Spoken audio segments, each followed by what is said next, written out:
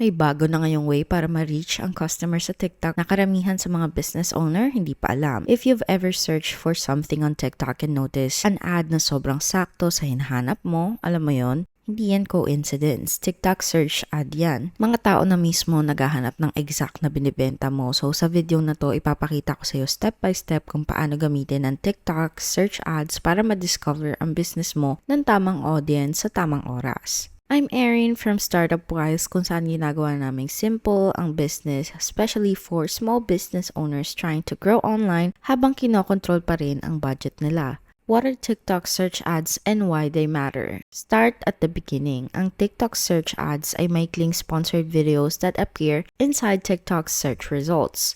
So, imbes na ini-interrupt mo ang pag-scroll ng isang tao while they're watching cat videos, you're showing up in front of someone who's actively looking for a solution. That's what makes search ads so powerful at ibig sabihin nun mas magandang clicks, better leads, and higher conversions for less money. How search ads actually work? Kapag inon mo yung search ads, hindi ka gumagawa ng hiwalay na campaign. TikTok simply uses your existing video ads and gives them an extra placement. So, yung same video ad mo pwede nang lumabas sa ilalim ng search bar mo na may maliit na quote-unquote sponsored tag. So, kung ang video mo ay tungkol sa budget-friendly skincare, automatic na kinoconnect ni TikTok yan sa mga taong naghahanap ng cheap skincare o skincare under $20. Bago mo pa magamit ang $6,000 ad credit advantage, before we even get to setting up search ads, you can actually have TikTok pay half of your learning process. Right now, nagbibigay si TikTok sa mga bagong advertisers ng hanggang 6,000 na match ad credits. Ibig sabihin nun, kung gumagastos ka ng $100, TikTok gives you $50 more. Kapag naman $1,000, ima-match nila ng $500 hanggang umabot sa $6,000 na limit. It's their way of helping small business owners test campaigns safely. Bakit effective mag-advertise dito? Kapag nag-scroll down ka sa TikTok ads homepage, you'll see 4 quick cards that explain why this platform is so powerful for small businesses. Una, bakit effective mag-advertise dito? Pwede ka ma-discover. So, 2 out of 3 product discoveries happen on TikTok and they attract new customers. Ang TikTok users 1.2 times more likely to explore new retainers and brands, driving more sales.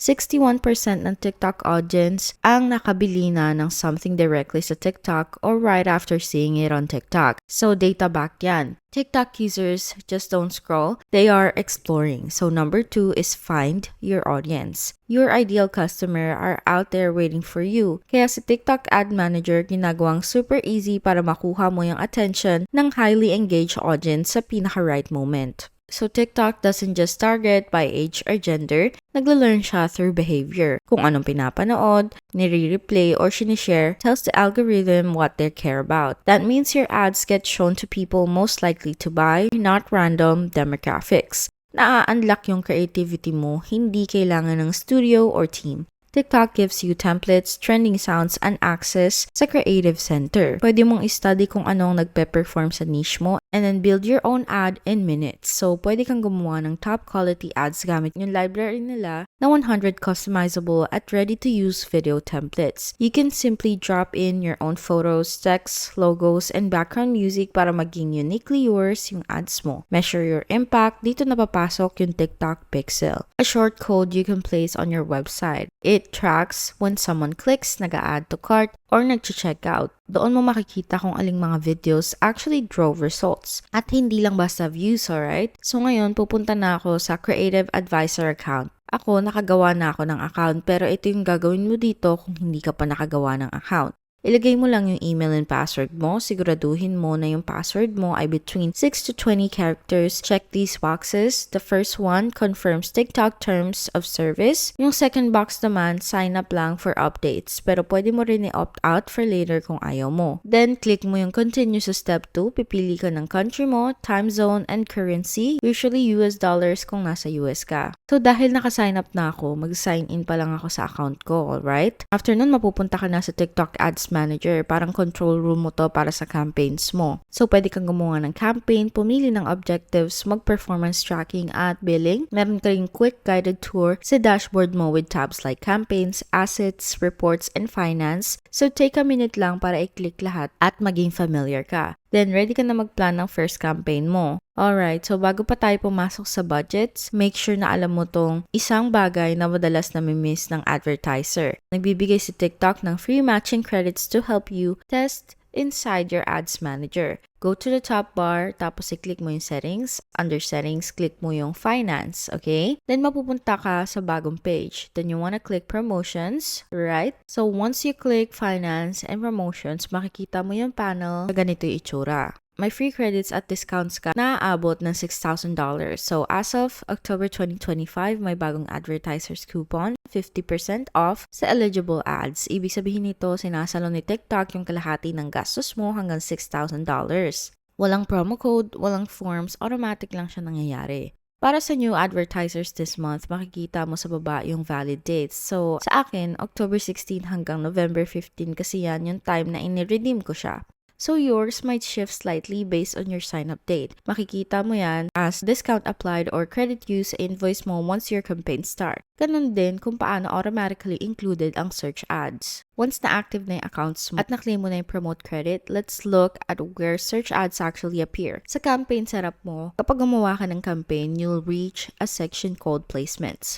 So una, ano yung advertising objective mo? Sa akin, pwedeng brand awareness at traffic. Pwede ka rin mag-video views kung gusto mo ng views or community interactions kung gusto mo ng engagement. Pero ako, i-click ko yung traffic. Mapapansin mo na nakasulat na parang placement. TikTok includes search results. Ibig sabihin, kino-confirm ni TikTok na yung ad mo automatic na lalabas both the main feed and the search results. So, wala ka ng extra settings or toggles na kailangan. Sa older versions ng Ad Manager, you had to manually switch to include search ads, but in 2025, TikTok made it simpler. Lahat ng campaigns na gumagamit ng standard TikTok placements, automatic na kasama na rin sa search placements by default. How TikTok decides what search you show up for. Itong difference ng TikTok search ads. Hindi ka manually nag-enter ng keywords like Google Ads. TikTok's algorithm figures it out using your video content. So, if your ad says, affordable TikTok ads for small businesses, alam ni TikTok na ipapakita yan kapag nag-search ng TikTok ads for business. Lahat to about giving context sa algorithm, and the clearer your messaging, the smarter your targeting becomes. Paano gawing search-friendly yung caption at hook mo? Kapag nag-search ka sa TikTok, yung caption mo yung first impression mo. Dapat short, clear, and keyword-rich. Pwede mong sabihin like, how you get more leads using TikTok ads or affordable marketing for small businesses. TikTok even highlights the words in your caption that match what the user typed. TikTok's AI picks that up and ranks you higher for the exact phrase. Kapag sinimulan mo, i-optimize yung caption at hooks mo sa ganitong paraan, mas magpe-perform yung videos mo across the placements. Section 10. How search ads and feed ads work together. Isipin mo yung feed ads mo as introduction.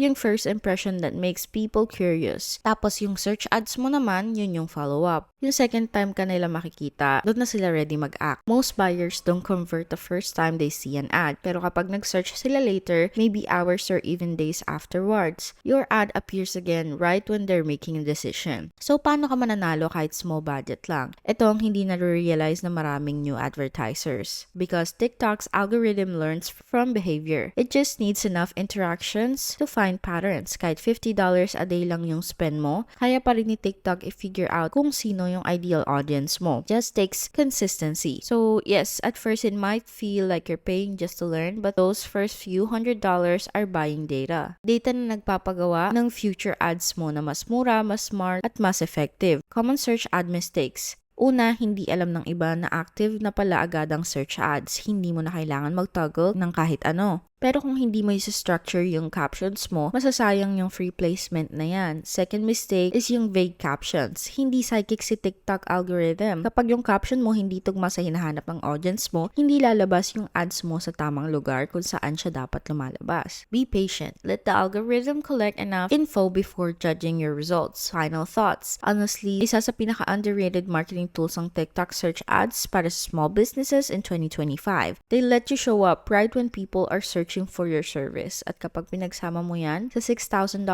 ad credit ni TikTok, mas dinodoble mo yung chance ng success mo nang hindi dinodoble yung budget mo. So kung ready ka nang mag-discover ng high intent buyers, pumunta ka sa startupwise.com/TikTok US, sign up for free, i-activate mo yung credit mo before October 31st, 2025. I'm Erin from Startupwise. Maraming salamat guys sa panonood at kita-kits sa susunod.